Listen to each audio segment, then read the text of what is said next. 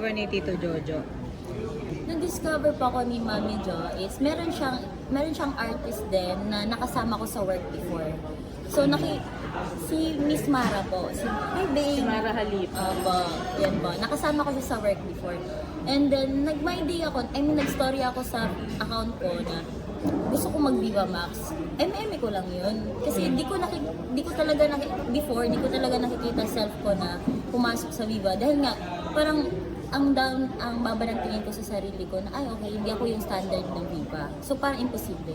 And then, parang hulog ng langit si Mara sa akin. Kasi nag-message siya, sabi niya, babe, papakilala kita sa handler ko na naging tulay para makilala din niya yung manager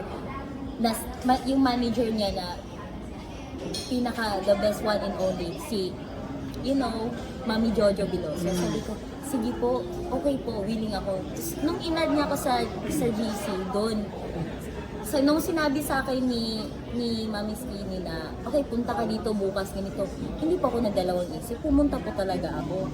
Kahit malayo ako, Pasay to PC. And then, ayun. Pero dahil gusto mo talaga mag-artista? Opo, sobra po. Kahit nung nasa Pagadian ka?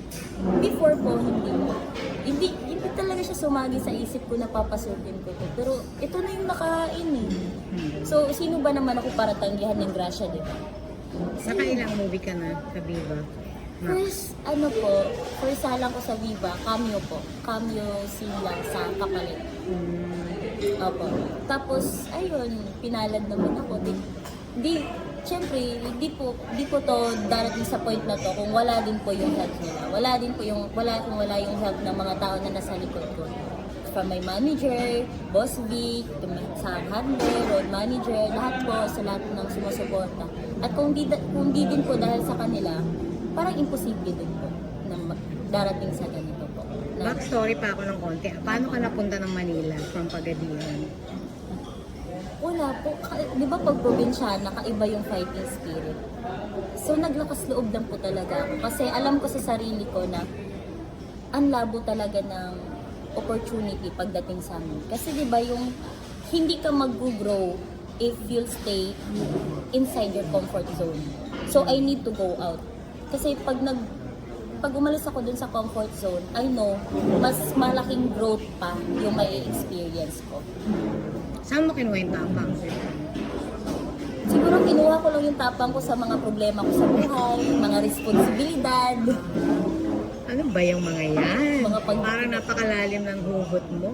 Ang dami po, sobrang dami. Pero, okay na yan. So pinamasahihan mo sarili mo? Nung pumunta pa ako dito sa Manila, ang pera ko sa bulsa, 3K lang. 3K lang po talaga. Nagbarko ka nga? Oo, barko ko. Di pa ako nakakasakay na aeroplano nun. Sa palaran talaga? Opo, sa palaran. Ano unang naging work mo? Nag-call center po ako dati. Di ko lang So tapos ka na ng college? Hindi naman po, pero at least, parang 2 years na lang po lang.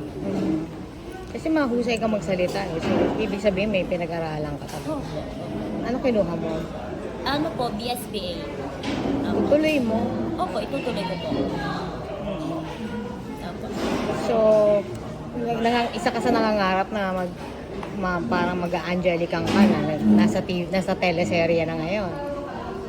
Ay, hindi ko masasabi na mala Angelica, pero di ba, kung papalarin, why not? Pero sa ngayon, okay lang, i-enjoyin ko muna tong ride na to. Kasi parang ang sarap lang sa feeling na nagsimula ka sa pinakamababa. Kumusta acting mo? How do you rate your acting so far? As a beginner po, siguro marirate ko siya 7 out of 10. Mga ganun sa amin. Kasi ang dami ko pang hindi napapakita. Ngayon parang nakukulangan pa ako sa lines ko, nakukulangan pa ako sa mga sexy scenes ko. So, I hope na they will give me more opportunity and more chances para ma-prove ko and mabigay ko din yung best ko since I promise to offer my passion, my dedication, and I'll do my best for this industry. Kasi ito yung pinasok ko. Mukha namang matapang ka. Oo. Good luck! Thank you po!